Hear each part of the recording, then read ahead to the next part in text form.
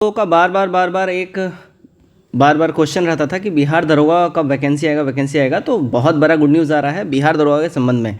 देखिए, इससे संबंधित बहुत बड़ा अपडेट आ रहा है। यस, वैकेंसी से रिलेटेड कि कब वैकेंसी आ रहा है, एंड मोस्ट इंपॉर्टेंट, बिहार दरोगा अकेले नहीं आ रहा है। बिहार दरोगा के साथ साथ बिहार दरोगा में ही ग्रुप डी का भी वैकेंसी आ रहा है। सबसे पहले दरोगा की बहाली आएगी, उसके कुछ ही टाइम में तुरंत बाद ग्रुप डी का भी बहाली आएगा। अब ग्रुप डी में देखिए, सफाई कर्मी हो गया, नाई, हजाम, ये सब जो उसमें जो रहते हैं, मतलब होम डिपार्टमेंट तहत जो रहते हैं आरक्षी शाखा में, तो इन सब का बहाली उसमें ग्रुप डी में हो रहा है। तो ग्रुप डी का ये आप ऑलरेडी जान रहे हैं, ये 10th लेवल पे होगा, और दरोगा जो है ये ग्रेजुएशन लेवल पे रहता है। यू ऑल नो दैट, ठीक है।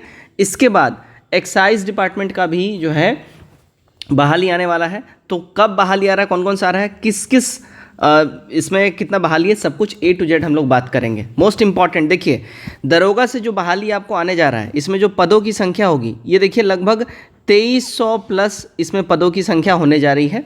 एंड ग्रुप डी से जो सीटों की जो अभी जो अपडेट आ रहा है, अप्रॉक्सीमेटली देखिए इसमें जो सीटों का संख्या रहेगा वो मोटा मोटी मान के चलिए 5800 से अधिक रहेगा। इसको रफली 6000 पकड़ के चलिए कि 6000 के आसपास रहेगा। तो ओवरऑल अगर इसको आप मिला लीजिए तो 7000 से अधिक आपको सीट दोनों मिला के आने जा रहा है।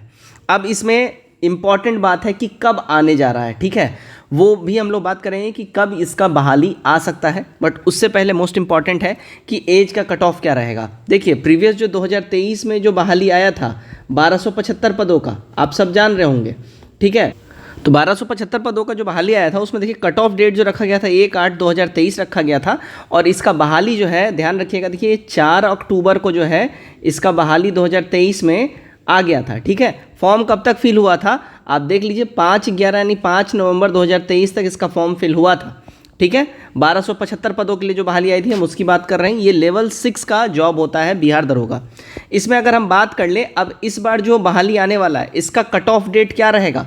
इसका कट ऑफ डेट देखिए 1/8 ही रहेगा, ठीक है, यानी 1 अगस्त ही रहेगा। लेकिन ये 2023 नहीं होगा, 2024 रहेगा, इस बात का ध्यान रखिए। तो 1/8/2024 के अनुसार आप मिनिमम एज जो है 21 ईयर्स कंप्लीट कर लेने चाहिए, और मैक्सिमम आपकी उम्र जो है वो 37 साल। ये जनरल कैटेगरी के लिए बातें हो रही हैं। आप यहाँ पे जब नीचे स्क्रॉल डाउन करिएगा, यहाँ पे देख लीजिए, ठीक है। तो देखिए, माफ़ करिएगा, 20 साल ही है इसका मिनिमम एज क्राइटेरिया, और मैक्सिमम एज जो है जनरल के लिए 37 वर्ष है। और ठीक है, यहाँ पे महिलाओं के लिए अगर हम बात करें तो 40 वर्ष है जनरल कैटेगरी की महिलाओं के लिए, ठीक है। एंड सो ऑन, पिछड़ा वर्ग, अत्यंत पिछड़ा वर्ग की महिलाओं सभी के लिए जो है 20 और 40 का रखा गया है। एंड अनुसूचित जाति जनजाति के लिए 20 और 42 का कैटेगरी रखा गया है, ठीक है। आप यहाँ पे एज का सब कुछ देख सकते हैं। अब यहाँ पे अगर हम लोग बात कर लें, देखिए शारीरिक अगर पूरे स्ट्रक्चर जो फिजिकल होता है, फिजिकल में देखिए आपका हाइट जो है, हाइट सिंपली 165 आपसे सीधा मांगा जा रहा है सामान्य वर्ग के और पिछड़ा वर्ग के पुरुषों के लिए, और अत्यंत पिछड़ा वर्ग के पुरुषों के लिए 160 मांगा जा रहा है, ठीक है। अनुसूचित जाति अनुसूचित जनजाति पुरुषों के लिए ये 160 मांगा जा रहा है, और सभी वर्गों के महिलाओं के लिए 155 सेंटीमीटर मांगा जा रहा है। तो ये आपका जो है फिजिकल सारा क्राइटेरिया होने वाला है। सिलेक्शन प्रोसेस वहीं होगा, ध्यान रखिएगा।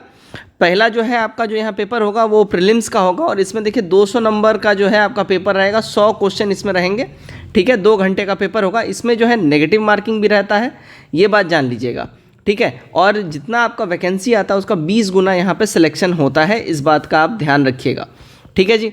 अब देखिएगा यहाँ पे सेकंड जो यहाँ पे मेंस का जो पेपर होता है, इसके बाद फिजिकल होता है। तो मेंस पेपर में प्रारंभिक परीक्षा में सफल अभ्यर्थियों के लिए जो रहेंगे उनको मेंस के लिए बुलाया जाएगा, और मुख्य परीक्षा में 2 पत्र होता है। पहला पत्र 200 नंबर का रहता है, जिसको जनरल हिंदी हम लोग बोलते हैं, ये भी 2 घंटे का होता है। इसमें 100 प्रश्न रहता है, लेकिन इसमें जो है आपको पास करना कंपलसरी होता है, इस बात का ध्यान रखिएगा, तभी आपका पेपर 2 चेक होगा। पेपर 2 जो आपका होता है वो GS का होता है। द्वितीय पत्र देखिए समान अध्ययन का होता है। इसमें साइंस, नागरिक शास्त्र, भारतीय इतिहास, भूगोल, गणित, मानसिक योग्यता यानी रीजनिंग, मैथ, ये सब मिला के 200 नंबर का पेपर होता है। 100 सवाल होता है, 2 घंटे का पेपर रहता है, ठीक है। दोनों चरणों की परीक्षा में प्रत्येक गलत उत्तर के लिए 0.2 अंक काटा जाता है, नेगेटिव मार्किंग, जैसा मैंने आपको ऑलरेडी बता दिया है, ठीक है। तो ये आपका सिलेक्शन प्रोसेस रहेगा, इस बात का ध्यान रखिएगा। थर्ड फेज में आपका होता है फिजिकल। फिजिकल में जो है क्या बोला जा रहा है, देखिए आपसे दौड़ करवाया जाएगा सभी कोटि के पुरुषों के लिए जो है 1.6 किलोमीटर यानी 1.5 किलोमीटर मान लीजिए, यह आपको 6 मिनट 30 सेकंड में दौड़ना होता है। अधिक समय लेने वाले अभ्यर्थी असफल घोषित कर दिए जाते हैं। और सभी कोटि की महिलाओं के लिए 1 किलोमीटर का दौड़ केवल रहता है, वो 6 मिनट के भीतर उनको दौड़ना होता है 1 किलोमीटर। हाई जंप में देखिएगा यहाँ पे क्या बोल रहा है, सभी कोटि के पुरुषों के लिए मिनिमम 4 फीट हाई जंप करना होता है, ठीक है। और 4 फीट से कम कूदने वाले पुरुष अभ्यर्थियों को असफल घोषित कर दिया जाता है। सभी कोटि की महिलाओं के लिए 3 फीट हाई जंप का कैटेगरी है। 3 फीट से कम कूदने वाली महिलाओं अभ्यर्थियों को असफल घोषित कर दिया जाता है, ठीक है।